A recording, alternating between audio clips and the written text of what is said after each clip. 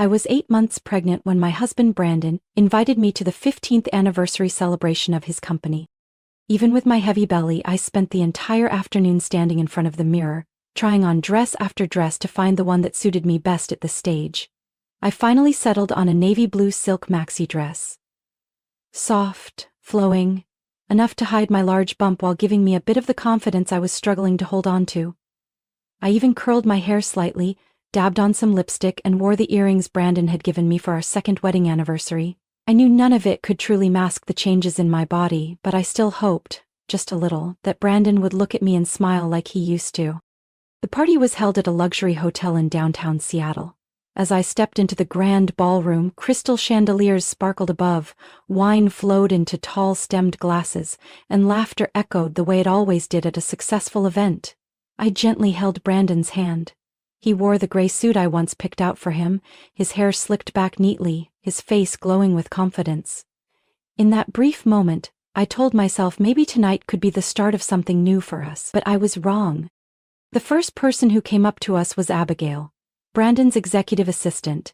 She was young, tall, with flowing blonde waves and a smile that looked glued to her face. From the moment we stepped in, she clung to Brandon's arm, laughing and talking as if this was their event.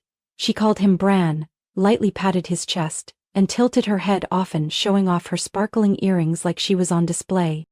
I stood right next to them, yet it felt like I was watching a stage I hadn't been invited to perform on. No one around seemed to notice the unease in my eyes. They shook Brandon's hand, complimented him, glanced at me politely, then moved on. I forced a smile and raised my mocktail as if everything was perfectly fine. "Madeline," Abigail suddenly turned to me, her eyes shimmering, voice as sweet as honey, but I could hear the insincerity behind it. "I hope you don't mind me keeping him for so long." I smiled politely. "It's okay, I understand how busy your job must be." "I just want everything to go according to plan tonight," she said, immediately turning back to Brandon, not even waiting for my response. Brandon said nothing, offering only a vague smile before listening to her gush about the new partners from Boston. I took a step back. Something in the air made it hard to breathe. I walked toward the windows, looking for a quiet place to sit. My belly felt heavy, not just from the baby growing inside me, but from the weight of being sidelined, forgotten in my own relationship. I placed my hand on my stomach, feeling each small kick, a quiet reminder that I wasn't truly alone. But what unsettled me most was the way Abigail looked at me. It wasn't admiration or sympathy. It was the look of someone who believed she had already won. Smug, proud, calculating. And Brandon? He didn't seem to notice. Or worse, he noticed and chose not to care. I used to be the woman who made him blush the first time he saw me. We had weathered so many hard days together, shared humble meals, laughed over the smallest things. But tonight, in a room filled with lights and laughter, I felt like a faint shadow in the life of the man who once vowed to love me forever. I didn't know what would come after tonight, but I knew something inside me had shifted, and that feeling was unmistakable. I was sitting in a corner of the room, trying to steady my breathing, when Abigail appeared in front of me, holding a glass of red wine in both hands. "Madeline," she said with that dazzling smile, her voice sweet as sugar but cold as ice. "I know you're pregnant, but one sip won't hurt. This one's special, imported from Napa Valley. You really should try it." I looked at the wine, then up at her. I smiled faintly and shook my head. "Thank you, but I'm not drinking right now." She tilted her head like it surprised her. "Oh, I forgot. But that's such a shame. I poured this one just for you. I've been saving it since the party started. You wouldn't want to hurt my feelings, would you?" Her voice wasn't loud, but it was just enough for the people nearby to hear. I glanced at Brandon a few steps away, chatting with the New York partners, completely oblivious to what was happening. "Abigail," I kept my voice calm, "I really can't drink." She still wouldn't back off. "Just a sip. I've read red wine is good for your blood, actually." I was starting to get uncomfortable. I said, "No, please don't push it." Her expression darkened for a split second, then morphed into another practiced smile. "Well, at least hold it for me, will you? My hands are freezing." Before I could respond, she shoved the glass into my hand. Then, as I instinctively reached out, she accidentally nudged my wrist. The wine tipped forward, spilling all over her ivory silk dress. She froze, eyes wide, lips trembling. "Oh no," she cried, her voice echoing through the room, now growing quiet. "This dress was a birthday gift from my mother. It's custom made from Paris. How could you?" I was stunned. Every eye in the room turned to me. Whispers started rippling. Before I could say a word, Abigail began sobbing, loud dramatic sobs, then ran from the room like a child who'd lost her favorite toy. I just stood there, still holding the bottom half of the glass, wine dripping onto the carpet. The air grew thick and stifling. A nearby woman shook her head at me. Someone whispered, "Who spills wine on someone else at a party like this?" I turned to Brandon, hoping he'd step in, tell everyone it was an accident, that I didn't mean it. But he just stood there, expression unreadable, then turned away. Like he was ashamed of me. I don't remember how I made it out of that ballroom. My legs felt like they were moving on their own. I found the restroom, locked the door, and for the first time in months, I let myself cry. Not over the dress, not over the wine, but over Brandon's eyes. Over his silence. Something inside me had cracked. I realized I hadn't just been humiliated by a cunning young woman, but betrayed by the man who once promised to protect me from everything. And worse, I began to wonder if this wasn't an accident at all. Maybe that entire performance had been rehearsed, and I was the only one without a script. When I stepped out of the restroom, the party was back in full swing. Music playing, people laughing, glasses clinking as if nothing had happened. But I knew better. Behind me were whispers, judgmental stares, and a dozen twisted versions of the story already making rounds. I didn't go back to Brandon. I didn't wait for him to walk me out. I walked straight to the exit, hailed a cab, and went home alone. That night I lay on the living room couch, hand resting on my belly. The baby was still moving, reminding me that I couldn't afford to be weak, but for the first time I felt unbearably alone in my own home. And I started to wonder, if I disappeared, would anyone even come looking? I woke up the next morning aching all over, like the nightmare from the night before had dragged itself into the daylight. Then the sound of constant notifications from my phone made my skin crawl. When I opened my social media app, my heart dropped. A short video, barely a minute long, showed me dancing in the living room, cradling my pregnant belly, swaying gently to the soft jazz Brandon loved. It had been recorded a few weeks earlier, on a night I tried to cheer him up after a long day at work. I wore a light long-sleeve tee and comfy cropped pants, my hair tied up, no makeup. I was smiling as I turned my back to the camera, patting my belly like I was dancing with my son. Beneath the video were thousands of comments, not words of encouragement, but raw mockery. "Who does she think she is, a pregnant elephant putting on a show? Look at that, who dances like that, wearing that? Someone should remind her that being a mom doesn't mean losing all self-respect. Trying to seduce someone with that belly about to burst?" I was frozen, every line cut through me like a sharp blade. I didn't understand. That video, only Brandon had it. I had never shared it with anyone else. Then a horrifying thought crept in. He was the one who leaked it. I got up, no time to change clothes, no makeup. I just needed answers. I just needed to believe something had gone wrong. Maybe his phone got stolen, hacked. Anything but him. The house Brandon and I shared was in a quiet neighborhood in North Seattle, the place where we once dreamed our child would grow up peacefully. When I arrived, the front door was unlocked. I stepped in and heard laughter upstairs. Sounded like his small home office was in use. I was about to call out to him when a man's voice rang out clearly, followed by a line that made my heart drop. "You really pulled it off, Brandon.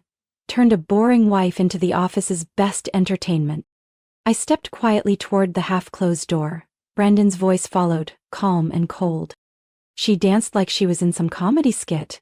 Who records something like that and doesn't share it? I mean, come on. Her belly looked like a balloon and she was still twisting around like a ballerina." Both of them burst out laughing. The sound echoed like a slap to my pride. I gripped the corner of the wall, my nails digging into the plaster. Brandon's voice softened, but the bitterness remained. "She thought a few little dances would make me stay. She doesn't get it. I've been over this life for a long time. A woman nearing 35, drained, heavy. What's there to hold on to?" Someone else chimed in, smirking. "Abigail's prettier, younger, sharper. That's your world now, Brandon, next to someone like her." I couldn't listen anymore, I just couldn't. Nausea climbed up my throat, I slipped away like a shadow. walking slowly but steadily, trying not to collapse in the middle of my own hallway. I used to believe that if something awful happened, Brandon would be the first to protect me, that he'd stand in front of me, shielding me from the world. But the truth was, he stood behind me and shoved me into the mud. I took a cab back to my old apartment, the one I lived in before marriage. It was empty now but quiet, a far cry from the cold glittering house I had just left. I sank into the couch, my belly shifted gently as if to comfort me. The baby was still there, still believing I was the safest place in the world. And for this child, I knew I had to stay strong. But that didn't make it hurt any less. In the silent darkness, I turned on my phone. My fingers trembled as I clicked another link. The clip had nearly 2 million views overnight. I watched myself dancing on screen, then looked down at my belly, where life was still growing. Something inside me shifted. It wasn't pain anymore. It was a sharp, undeniable clarity. I had trusted the wrong person. But I wouldn't let myself be anyone's joke anymore, not for one more second. I don't know how long I stayed awake. But when the first light of morning slipped through the curtains, my eyes were still wide open, frozen in place. That video was still up, with thousands of shares, countless laughing reactions, and comments like little daggers. Inside one of Brandon's company group chats, people had even edited my image from the video into cheap memes, adding captions like, "Dancer of the Month," or "When the boss can't keep his wife under control." One image read, "Pregnant showgirl, now touring." I slowly set the phone down. Numbness spread through every inch of me. At 10 a.m. I got a message from an anonymous account. It was another clip, footage of Brandon's office. People were gathered, watching my video together. At the head of the table sat Brandon, legs crossed, smirking, holding a remote like he was screening a comedy short during a lunch break.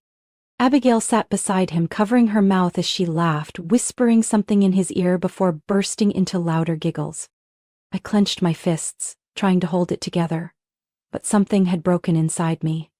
Not just trust, something deeper.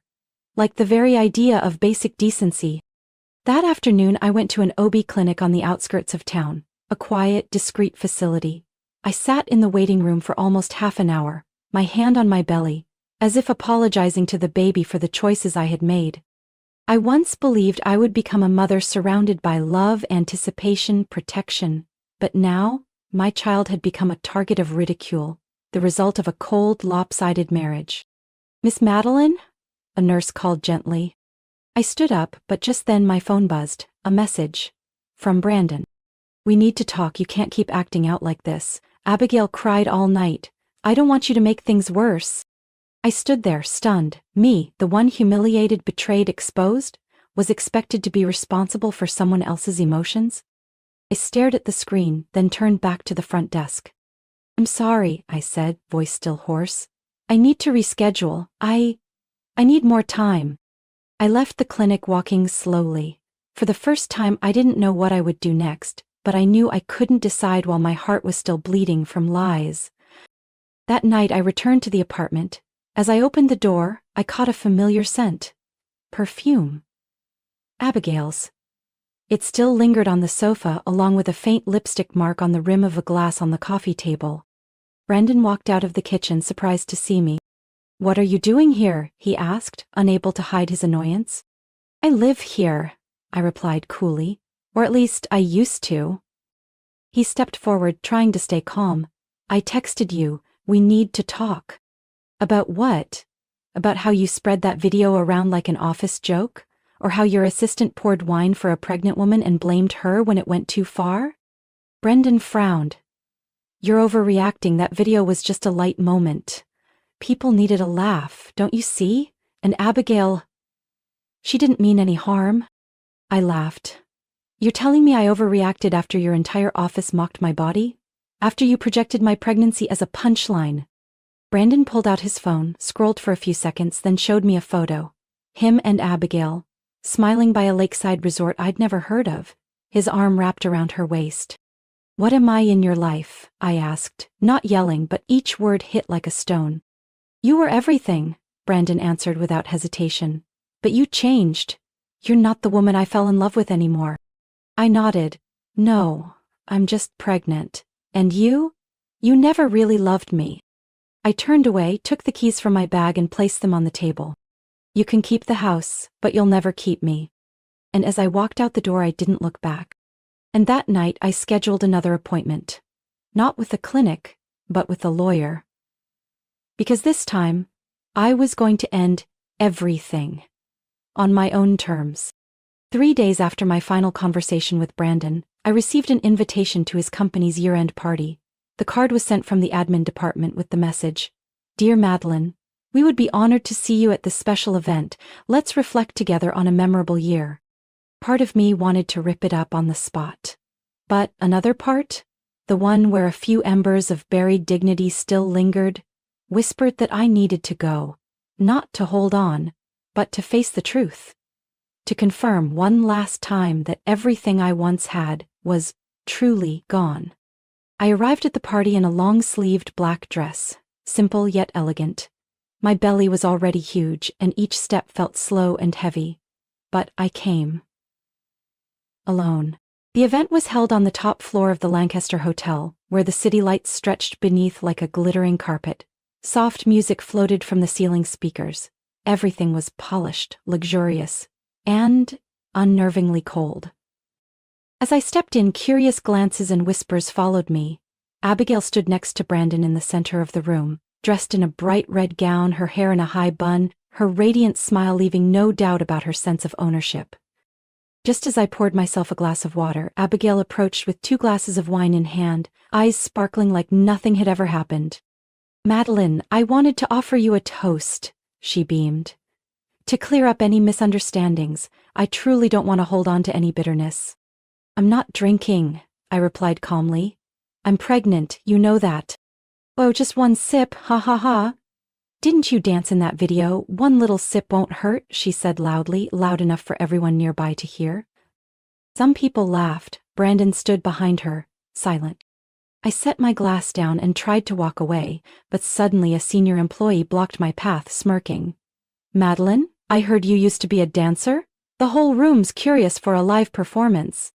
I froze, unable to believe what I had just heard. But before I could respond, the lights went out, and a single spotlight turned on, pointed straight at me. Then came the music. That music. The same tune from the video that had been leaked. I turned to Brandon. He still stood there, hands in his pockets, face blank like none of this concerned him. "This is too much," I said, my voice trembling. "Come on," someone behind me laughed. "We're just celebrating the company's most viral moment." I stepped back, my heart was pounding. The baby moved inside me, as if sensing my anxiety. "Stop it," I growled. "I'm not your entertainment." At that moment, a hand spun me around. "Abigail, oh come on, you used to dance so well. One more time, let everyone enjoy it." I pushed her away. Her wineglass flew out of her hand, spilling all over my dress and the floor. A few people screamed, then laughter followed. My vision blurred, I staggered back, and then a sharp pain hit my abdomen. My legs buckled, a warm fluid rushed between my thighs, quickly pooling on the polished marble floor. I screamed in panic. "Brandon, I'm going into labor. Please take me to the hospital." Brandon stepped forward, frowning. "Cut it out, Madeline. Are you really pulling this stunt now? Trying to steal attention again?" "No," I cried. "My water just broke. The baby—" But he just sighed and turned away. "Someone get her out of here. Don't ruin the party."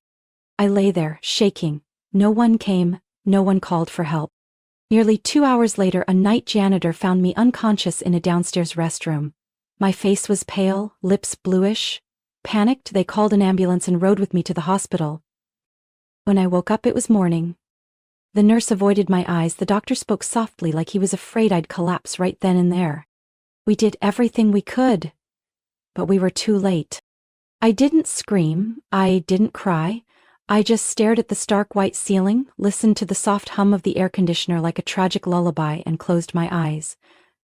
Something inside me had died. And there was no one to blame but the man who once vowed to protect me forever. I left the hospital on a freezing early morning, the streets still cloaked in fog. No announcements, no goodbyes. I left behind only a discharge slip and an empty hospital ID bracelet removed from my wrist the night before. No one knew where I went, no one cared. I left Seattle on the last night train heading south to a small coastal town I'd once visited on a short trip years ago. There, no one knew who I was, no one had seen the video, and most importantly, no one knew Brandon Lawson. I rented a tiny upstairs room above an old bookstore, changed my bank account name, shut down all social media, and cut every tie to the life I once had. Each morning, I walked along the shoreline, watching waves kiss the sand, letting the ocean breeze carry away pieces of my nightmares. I didn't talk much. I just wrote, documented everything I'd been through as a way to remind myself I was still alive. And Brandon? He realized I was gone the next day, when he arrived at the hospital with a small gift box and a tired expression. He had no idea I had lost the baby, not until the nurse on duty that night, Linda, the one who saw me rushed in near collapse, looked him dead in the eye and said, "She lost the baby, and no one was there for her, not a single person." Brandon stood frozen in the hospital lobby. But his nightmare had only begun. 3 days later, back at the office, he happened to walk past the break room and heard Abigail giggling with a small group of colleagues. He paused outside the door, didn't knock, didn't speak, just listened, until her voice rang out sharp and smug. Who would have thought? Just one tiny pill and it worked better than I imagined. She nearly collapsed on the spot. Took me a whole month to find the right kind, the kind that triggers early contractions but leaves no trace. Someone whispered, "Wait, you put something in her drink?" Abigail burst out laughing. Let's just say, I gave things a little nudge. And gave Brandon his freedom, too. He was so tired of living with a gloomy woman who blamed everything on her belly. If a woman can't keep her man, she shouldn't complain. The whole room laughed until they realized the door had opened. Brandon stepped inside, his face white as a sheet. The laughter stopped instantly. "What did you say?" he asked, voice hoarse. "Say it again, Abigail. What did you do?" Abigail froze for a moment, then quickly regained her composure. "Brandon, I was just joking. Everyone here knows I didn't mean any harm." "Joking?" Brandon cut her off, his eyes cold as steel. "A woman lost her baby because of what you did, and you call that a joke?" Silence fell. He pulled out his phone, tapped a few times, and held it up to her. The screen displayed a resignation letter, already filled out, just waiting for a signature. "Pack your things, now. And don't ever let me see you within 100 miles of this office again." "Brandon," she stammered, grabbing his sleeve. "Please don't do this. I didn't mean—" He shook her off and walked out, with a resolve he may not have known he even had. But that didn't erase the truth. He let me stand there humiliated. He watched as the woman he once called his wife was turned into a joke. And worse, he believed Abigail. Until the very end. In the weeks that followed, Brandon tried everything to find me. He hired private investigators, checked traffic cameras, combed through hospital records, even reached out to old friends of mine he had never bothered with before. But no one knew anything. I had disappeared like I never existed. And during those same days, his company spiraled into chaos. The recording from the break room had been leaked. The press got involved, investors pulled out en masse, social media exploded with headlines about the heartless CEO and toxic corporate power plays. Brandon Lawson, the man once celebrated on the cover of business magazines, became the face of moral collapse and internal failure. Photos of him leaving company headquarters in a wrinkled suit, head down, were plastered across every news outlet. But I didn't care. I just sat in my small room in that quiet seaside town, sipping hot tea and reading an old book. Outside, the waves whispered ashore and the sea breeze rustled through the trees. I had lost a part of my soul. But I reclaimed the rest, my freedom. And this time, I wouldn't let anyone take it away. Again. Nearly a year after I left, I started over in a peaceful coastal region in the south of France, a place where no one knew who I was and no one cared about my past. I rented a small house overlooking the white sands, living simply by baking, freelance writing, and sometimes illustrating children's books. Something I had always dreamed of but never had the chance to do while living with Brandon. I had learned how to smile again. Not because the wounds had healed, but because I knew I deserved peace. Until one autumn morning, as I was wiping down the counter in my little bakery, the bell over the door chimed. I looked up, and the world froze. Brandon. He stood there, thinner, gaunt, and nothing like the polished man I once knew. In his arms, a bundle of dried lavender, the kind I used to love. His voice was cracked and quiet. "Madeline, I finally found you." I didn't respond. I didn't cry. I didn't smile. I just stood still, hands clenched around the dishcloth, my heart as quiet as the sea at dawn. He sat down at a table without waiting for an invitation, and then he began to talk like the guilt of the entire past year had been waiting to spill out the moment he saw me. He told me about the night I left, how the company was shaken by the sudden disappearance of the CEO's wife during a media crisis. Then he told me how he overheard a conversation between Abigail and a close colleague, about how she had drugged my drink at that final party. "She just wanted to make you lose control, to make you look ridiculous. She didn't think it would go that far." Brandon looked down. "I fired her immediately, but it was too late." I stayed silent, letting him continue. "I lost everything, Madeline. The board no longer trusted me, stock prices plummeted, the media tore me apart. I resigned as CEO, sold most of my shares. Now, there's only one thing left I want to do." Brandon pulled a thick folder from his jacket and placed it on the table. Inside were documents transferring his remaining ownership in the company to me. "You can do whatever you want with it. Sell it. Hand it off, let it fail. I'm only asking for one thing: your forgiveness. Even just a little." I touched the folder, not out of ambition but because I needed to know for sure that the thing that once overshadowed my entire life was now in my hands, no longer a threat. I looked into Brandon's eyes, for the first time in years. Forgiveness? Maybe, but going back? No. Whatever love I had for you died the day I begged you to take me to the hospital, and you walked away without looking back. He lowered his head and I stood up and walked outside. The sky was wide and clear, soft sunlight spreading over the deep blue sea like a dream. I turned back and spoke softly, barely more than a breeze. "I'm not coming back. I don't need the company. Or that past. I just hope this ends in peace for both of us." And then I walked away, every step severing another thread that had once bound me to pain. I don't know when Brandon left that town. I didn't need to. Because for the first time after everything, I was free. And for the first time, I chose myself. That spring I was sitting on the small balcony of a seaside cafe, a steaming cup of herbal tea in hand, when I received a message from an old friend who used to work at Brandon's company. The message was only a few lines, but it made my heart beat slow. "She's been arrested, her mother just died of a stroke, Brandon's whole company is collapsing." I read it again to make sure I hadn't misunderstood. She, Abigail, had officially been charged for illegally distributing private content and deliberately inflicting severe emotional harm. Her actions weren't just unethical, they were now classified as criminal under modern cybercrime laws. When police dug deeper, they discovered she had secretly collected, edited, and spread at least 3 private videos of me, including the one of me dancing while pregnant, and another from the hospital after the final party incident.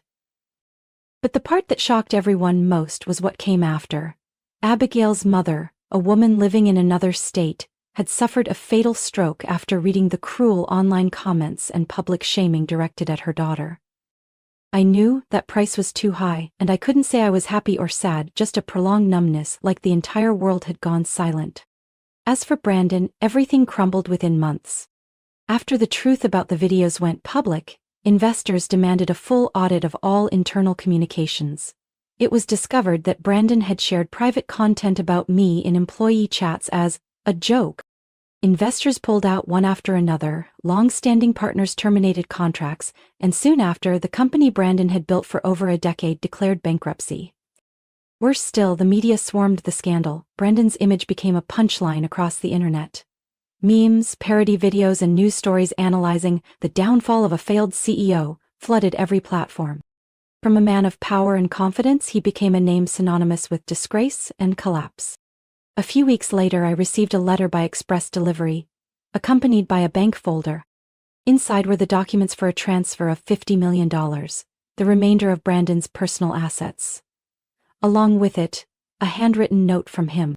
"I know nothing can change the past, but if I can use the rest of my life to make amends, this is where it begins. I don't ask for forgiveness, I only hope you live in peace, true peace. I folded the letter and placed it in a drawer, next to my old journal and the newborn bracelet that was never worn. I didn't call him. I didn't text. From that money I used a small portion to start a foundation supporting women who've suffered emotional abuse and public humiliation, what I had once gone through. The rest, I placed in a frozen account. Untouched. A reminder that I could choose, but I didn't need to. That evening the sky glowed a soft shade of pink and orange. I stood on my balcony, listening to the waves crash gently like the ocean's quiet breath. Some wounds never fully fade, but time, in its quiet way, makes them hurt a little less. I haven't forgotten, but I no longer let them define me. My little café rests at the end of a cobbled alleyway in Provence, southern France. Its name is Rain. Simple, soft, like a melancholy melody I carried through life, now turned into a haven for souls needing healing. I am no longer Madeline Lawson. Around here everyone calls me Rain, the name I chose for myself as a form of rebirth. I repainted the café by hand, creamy white walls with hanging bundles of dried lavender, modest wooden tables, hand-painted mugs, and the scent of warm almond pastries each morning made it a familiar stop for strangers, and for me. Each morning I wake before sunrise, walk to the market for milk, eggs, and fruit. I no longer need someone to lead me through the storm. I've learned to walk on my own, scarred feet but steadier than ever. Sometimes unexpected rain drizzles down, not harsh, just a soft pattering on the old tin roof. I stand behind the coffee counter, listening to the rain with a tender ache in my chest. No longer sadness, no longer regret, just gratitude for being strong enough to walk away from the darkest days of my life. I've never told anyone here about Brandon, or about the baby I lost. But near the cafe window, there's always a small rose plant, placed beside a sketch of two hands holding a fragile flower. No one asks, but everyone seems to understand. It's a space for something sacred. One day, a regular customer, an elderly Italian man who lives alone at the end of the street, said to me, "Rain, we don't need to forget our pain, we just need to learn how to live with it without letting it consume us." I smiled, knowing he was right. That $50 million Brandon sent? I didn't touch it. I transferred all of it into a fund supporting women who've suffered abuse and pregnancy loss. I don't need his money. What I needed I created myself. Peace, freedom, and pride. In the end, Brandon disappeared from my life like a summer storm, fast, violent, and leaving only ruin behind. He tried a few more times to find me, but he never found anyone named Madeline again. That woman died the night she lost her unborn child in the rain. Now, I am Rain. I live not for anyone else but for myself. And every morning, when sunlight pours through the window and glows on my chamomile tea, I smile. A real smile. I've walked through hell. And I came back, not just alive but brighter than ever. Madeline's story is a painful yet deeply inspiring journey of betrayal, loss, and rebirth. From a woman humiliated by her husband, manipulated, and left to grieve her unborn child alone, she rose again, choosing to walk away and rebuild her life. Though pain never truly vanishes, Madeline found peace within herself, something no money, status, or false marriage could ever give her. She is living proof that being true, free, and resilient is the greatest victory of all. What do you think about Madeline's journey? Did she make the right choice in walking away to rediscover herself? Share your thoughts below, and don't forget to follow the channel for more emotional, powerful stories about life and family. "I'm sorry, but we can't just give out rooms to anyone who walks in," hotel manager Bradley Stevens said, his voice dripping with condescension as he pushed Maya's credit card back across the marble counter. "Especially not our premium suites." Those words echoed through the grand lobby of the Monarch Hotel as a circle of staff formed around them. One young woman leaned over to her colleague, whispering just loud enough to be heard, "Yeah, right? She doesn't even look like she belongs in a place like this." Laughter rippled through the group as Maya, the undercover black CEO, stood there, dignity intact, but humiliation mounting by the second. What these employees didn't know was about to change everything about their careers, their lives, and this hotel forever, when the woman they thought wasn't deserving of a room in their precious hotel revealed who she really was. Have you ever been judged before someone even knew your name or who you are? This story gives the most satisfying example of instant karma you'll see this year.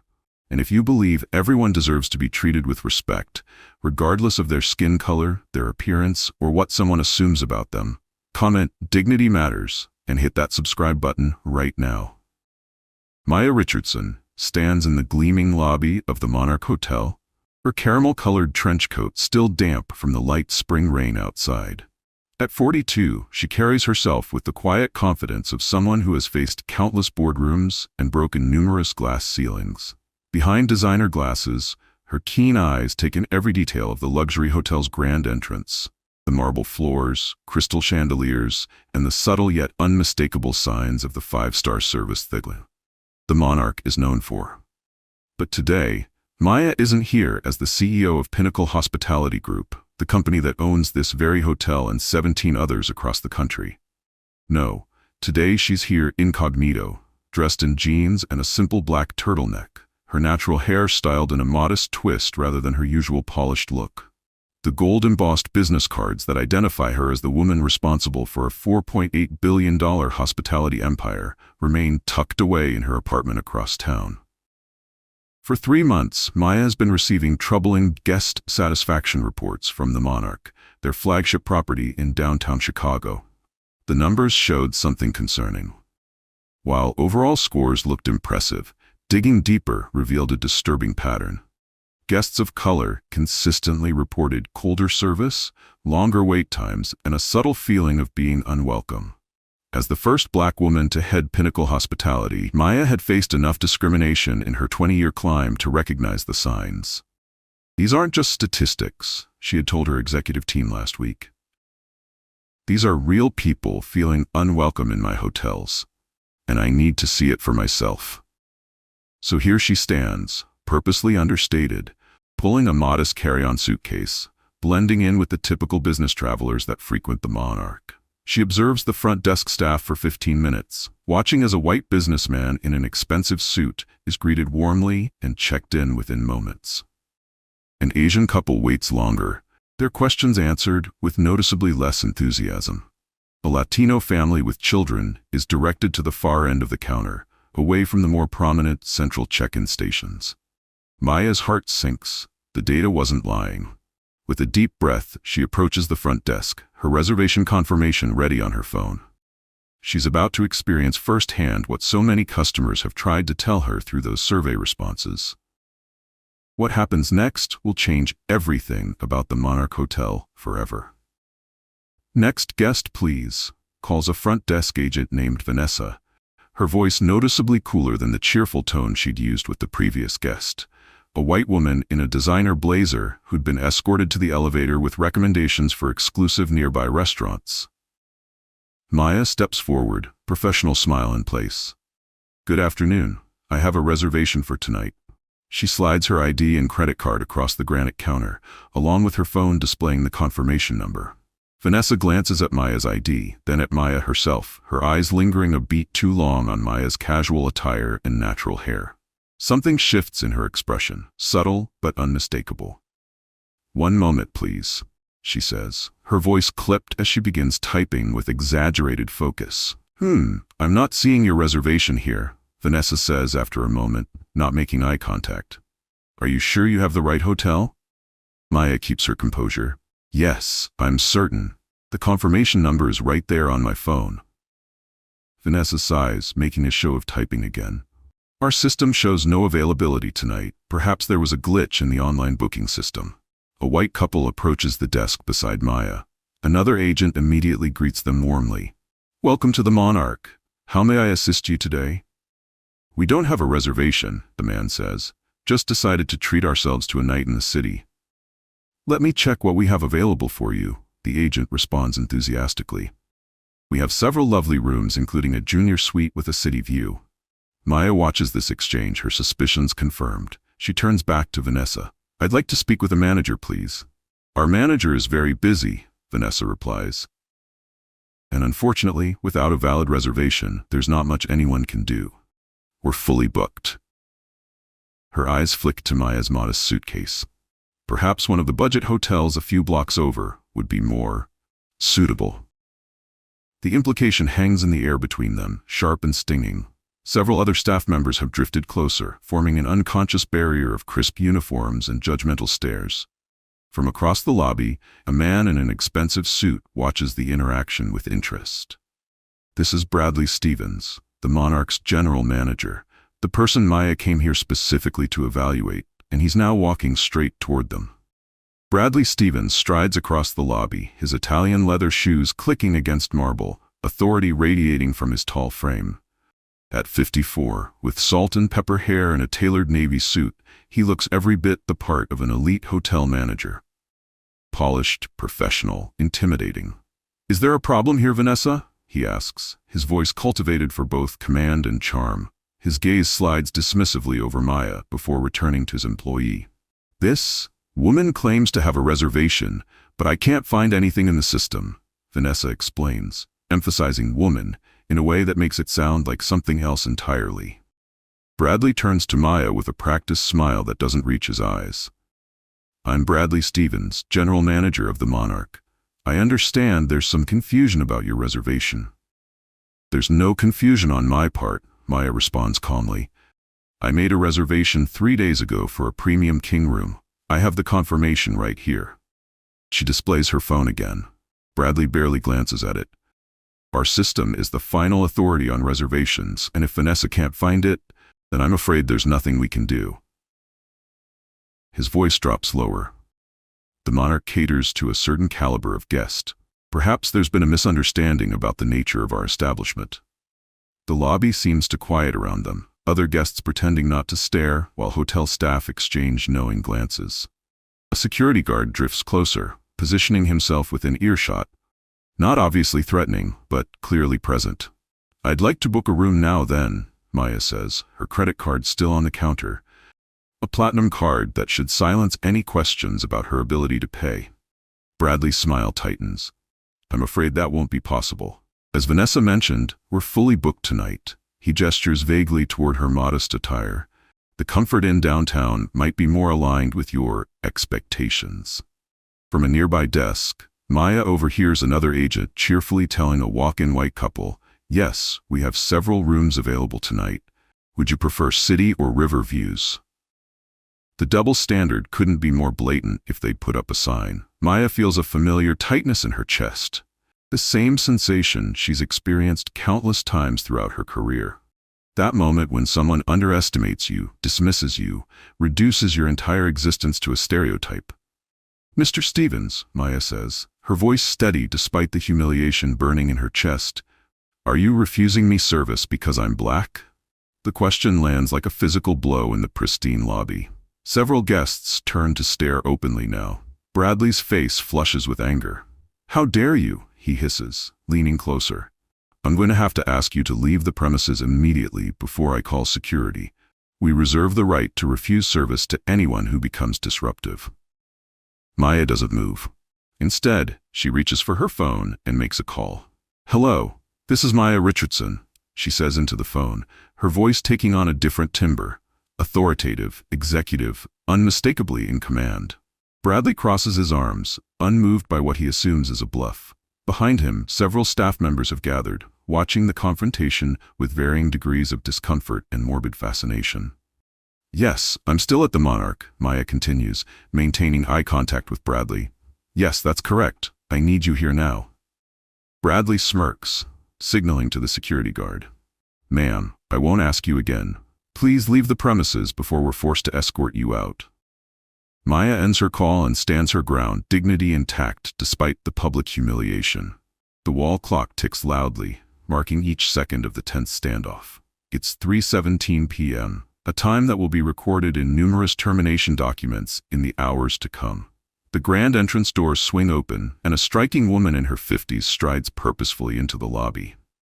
This is Elaine Washington, Chief Operations Officer of Pinnacle Hospitality Group. Her expression is thunderous as she takes in the scene before her. "Stop this immediately," Elaine commands, her voice ringing through the marble lobby. Bradley turns, irritation flashing across his face at this new interruption. "Excuse me, but this doesn't concern." Do you have any idea who this is? Elaine cuts him off, gesturing toward Maya. The question hangs in the air. Bradley glances at Maya, then back at Elaine, confusion gradually giving way to the first inkling of dread. This, Elaine announces, her voice carrying throughout the now silent lobby, is Maya Richardson, CEO of Pinnacle Hospitality Group, your boss. Bradley's face drains of color. Behind him, Vanessa gasps audibly, her hand flying to her mouth. Other staff members freeze in horror as the realization dawns on them. That's impossible, Bradley stammers. Maya Richardson is standing right in front of you, Maya finishes for him. And I've been watching how you treat guests who look like me for the past 40 minutes.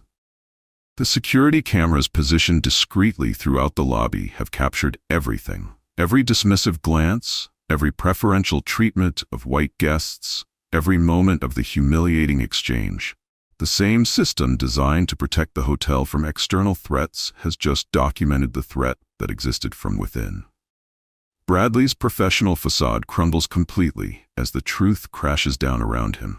Everything he thought he knew about his position, his authority, his future, all of it collapsing in a single catastrophic moment of clarity, of clan. And Maya Richardson, the woman he just tried to remove from her own hotel, stands before him with the calm, steady gaze of someone who has seen this story play out far too many times before. The Monarch's lobby has transformed into a stage where power dynamics have dramatically shifted. Maya stands at its center, no longer the dismissed customer, but the revealed CEO, while Bradley seems to physically shrink with each passing second. Pull up the security footage from the past hour, Maya instructs Elaine, who immediately taps commands into her tablet. And I want access to all customer service records for the past 6 months, sorted by demographic data. Bradley finds his voice, desperation edging in. Mrs. Richardson, there's clearly been a misunderstanding. Had I known who you were. That's precisely the problem, isn't it? Maya interrupts, her voice calm but firm. The issue isn't how you treated me once you knew who I was. It's how you treat people when you think they don't matter. On Elaine's tablet, security footage displays in split-screen format. A white couple receiving immediate assistance juxtaposed with a black family waiting excessive times for the same service. Bradley personally escorting wealthy-looking white guests to their rooms, while minority guests navigate the hotel unassisted. Vanessa's warm smile instantly cooling when customers of color approach her counter. Every interaction in this hotel is recorded, Maya explains, her voice carrying to the staff who have gathered in a loose semicircle, watching their careers implode in real time. Every single one. And what we're seeing is a pattern of discrimination so blatant it violates not only our company policies, but federal public accommodation laws. The hotel's ornate wall clock ticks loudly in the silence. Outside the floor-to-ceiling windows, Chicago continues its afternoon bustle, unaware of the professional execution happening within these marble walls. Bradley Stevens, Maya says formally, you're terminated, effective immediately. Bradley's face contorts with shock. You can't just... I can and I have, Maya states simply. Vanessa, you're also terminated. Both of you will be escorted to collect your personal belongings and then off the premises. Vanessa begins to cry, mascara streaking down her face. Please, I was just following Bradley's example. I need this job. Maya feels no satisfaction in this moment, only the heavy responsibility of correcting a systemic failure. Actions have consequences. The culture you helped create in this hotel has hurt countless guests and damaged our brand integrity. From across the lobby, a middle-aged black woman who had been waiting patiently nods in quiet vindication. A Latino family exchanges knowing glances. For them, this scene represents something rarely witnessed, accountability in real time. As hotel security, looking deeply uncomfortable with their new assignment, approaches to escort the terminated employees to collect their belongings, Maya addresses the remaining staff. What happened today isn't just about two individuals making poor choices. She begins. It's about a culture that allowed those choices to seem acceptable. Starting right now, that culture changes. The terminated employees exit through a side door, careers ended, and reputations in tatters, carrying small boxes of personal items. The image is powerful in its finality, consequences delivered swiftly and without ambiguity. And as Maya turns to address the shocked staff who remain, The message is unmistakable. A new era has begun at the Monarch Hotel. Dawn breaks over Chicago's skyline 3 days later, golden light streaming through the windows of the Monarch Hotel's grand ballroom. What was once a space for elite galas has been transformed into a training center. Every available staff member, from housekeepers to front desk agents to restaurant servers, sits in rows of chairs, faces somber yet attentive. Maya stands at the front, no longer in casual clothes, but in a tailored burgundy suit that speaks of authority without pretension. Beside her is Elaine and a new face, Marcus Johnson, a respected diversity consultant whose firm specializes in hospitality. What happened 3 days ago was a failure on multiple levels, Maya begins, her voice carrying to every corner of the room. But it was also an opportunity, one we're going to use to make the Monarch the genuinely welcoming establishment it claims to be. On large screens behind her, data from guest satisfaction surveys displays in stark visual format, broken down by guest demographics. The disparities are impossible to ignore.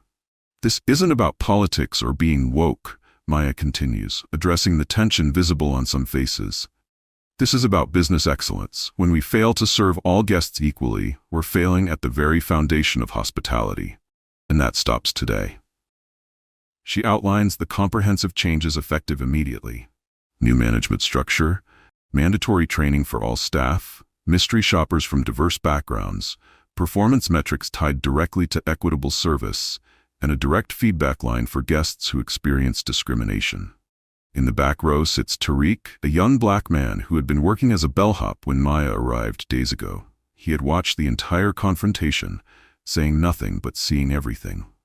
Now, as Maya speaks about creating pathways to leadership for overlooked talent, his posture straightens imperceptibly.